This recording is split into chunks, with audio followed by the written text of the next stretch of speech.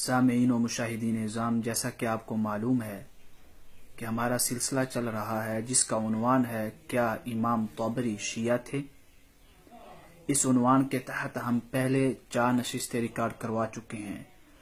ان 4 نشستوں میں سے پہلی 3 نشستیں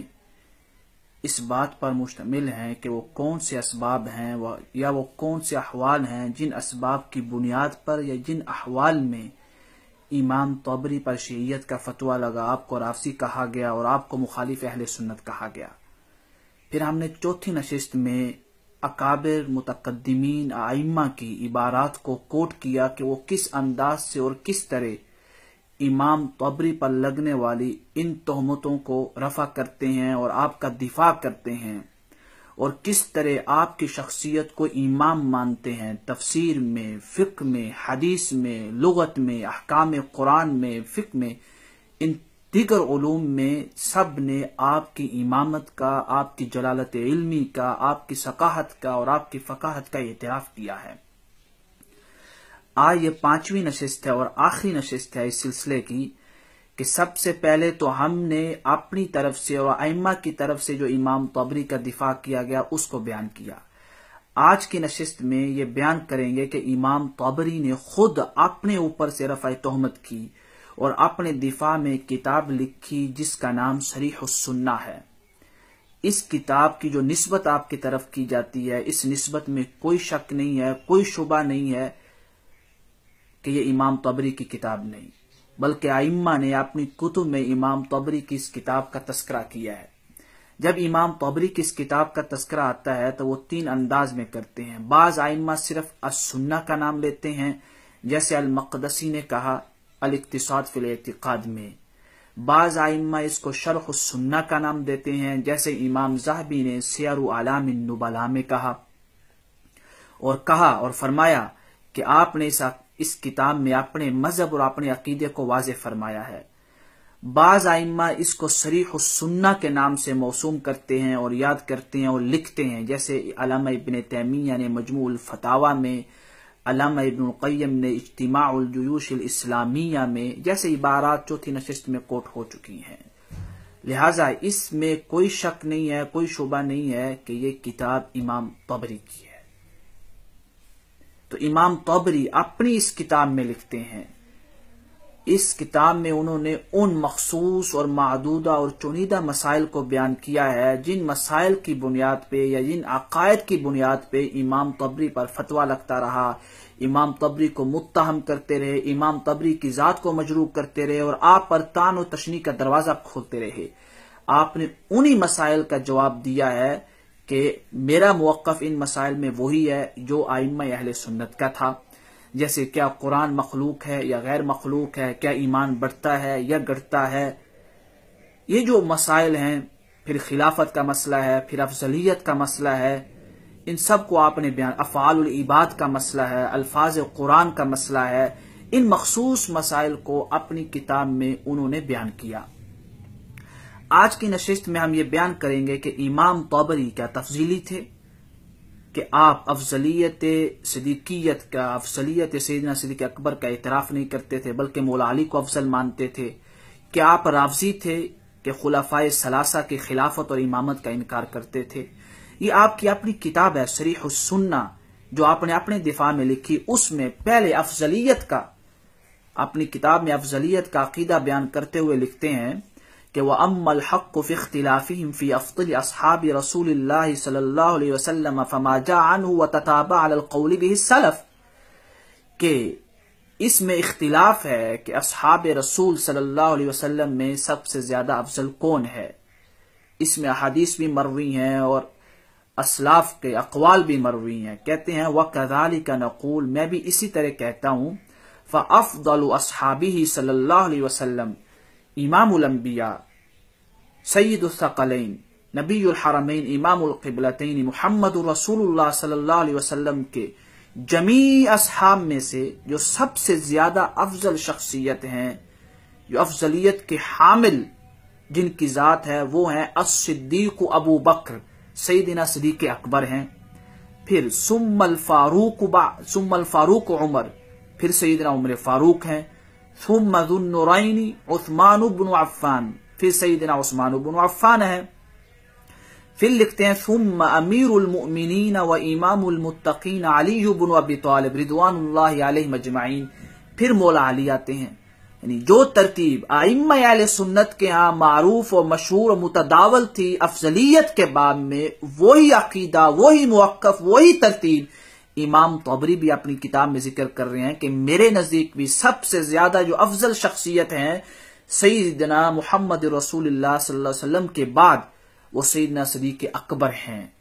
फिर हजरत उमर फारूक हैं, फिर हजरत उस्मान गनी हैं, फिर मौला अली अल मुर्तदा रदियल्लाहु ताला अन्हु हैं।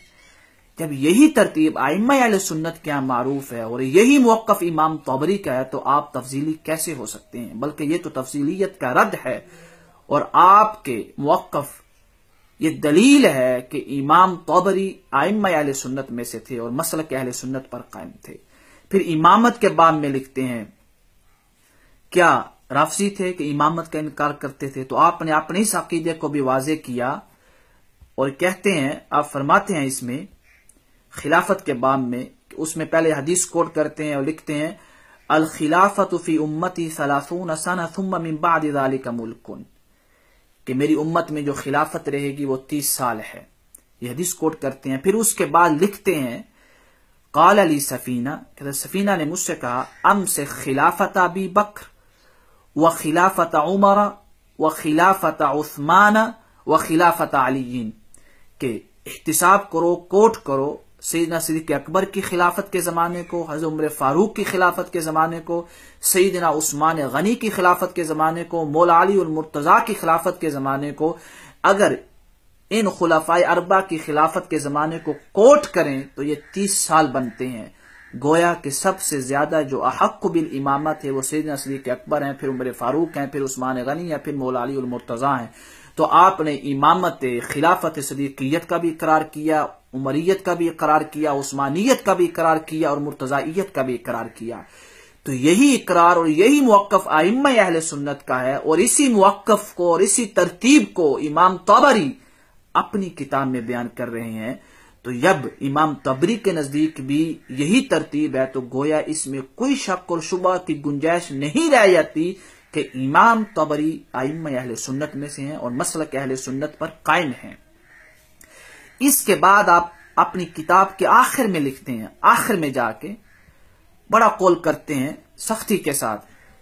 कि जिन मसाइल की बुनियाद पे, जिन अकायद की बुनियाद पे और जिस एतिकादियात की बेस पे मेरी जात को मुत्तहम किया जाता रहा और मुझे मजरूह किया जाता रहा और मेरे लिए तान और तशनी का दरवाजा खोला गया, ये जो मसाइल मैंने अपनी इस किताब में बयान किए हैं, यही मेरा मुवक्कफ है, यही मेरा अकीदा है। फिर आगे लिखते हैं आखिर में सबको मुखातब करके कहते हैं फल युबल्लिग शाहिदु मिनकुम, कि जो लोग इस किताब को पढ़ रहे हैं या मेरी इस मजलिस में हाजिर हैं, अय्युहन्नास, मेरे इन अकायद को पहुंचा दो लोगों तक। मम बाउदा मिन्ना फना, जो मुझसे दूर रहा वो मुझसे दूर होता गया, जिसने मेरे पास आकर मेरी राय को नहीं पूछा, मुझे पढ़ा नहीं, मेरी किताबों को नहीं पढ़ा, तो वो सुनी सुनाई बातों पर अमल करते हुए मुझसे दूर रहा, फिर दूर ही होता चला गया। वो करुबा फदना, और जो मेरे करीब हुआ, जिसने मुझसे आके पूछा, मेरी किताबों का मुताला किया, तो मेरे करीब होता गया, उस पर हकीकत खुलती गई कि मैं अकीदा अहले सुन्नत पर कायम हूं। फिर आगे लिखते हैं अन्नल्लज़ी नुदीनुल्लाह बिही फिल अश्याइ अल्लती ज़करनाहा मा बय्यन्नाहु लकुम अला वस्फिना, कि मेरा दीन, मेरा अकीदा इन्हीं अशिया पर है, इन्हीं मसाइल पर है, इन्हीं एतिकादियात पर है जो मुवक्कफ, जो अकीदा मैंने अपनी इस किताब सरीह सुन्ना में बयान किया है। फमन रवा अन्ना खिलाफ ज़ालिक, जो शख्स भी क़यामत तक मुझसे ऐसी बात रिवायत करे जो इन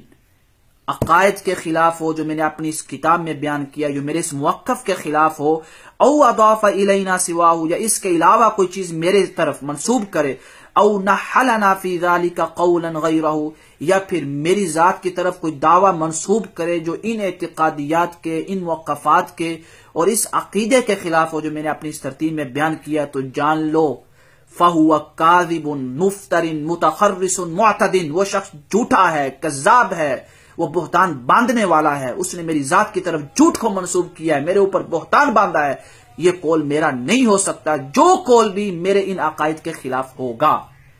آگے لکھتے ہیں،